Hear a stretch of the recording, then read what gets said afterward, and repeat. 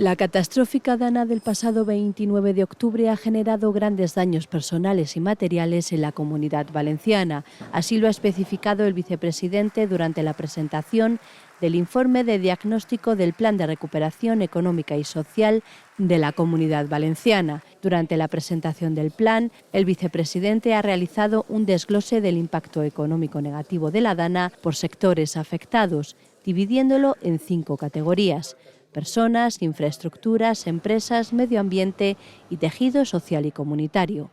Respecto a la primera... Personas, 306.000 afectadas, de los cuales, a fecha de hoy, hay 224 fallecidos, 3 desaparecidos y hay un fallecimiento que está ahora mismo en estudio, su catalogación. En viviendas, 11.242 viviendas afectadas, de las cuales un poco más de 1.500 ahora mismo no son habitables y hay todavía 540 más que no van a poder ser habitadas y va a haber que derruir.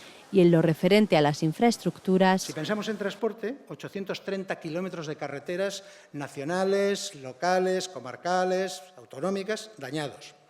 560 de vías ferroviarias, 315 millones de daños en activos y 380 puentes y pontones dañados, destruidos o en recuperación. Finalmente, respecto a las empresas, ha explicado que se han generado daños en activos empresariales por valor de 13.800 millones de euros y una afectación a 275.000 trabajadores.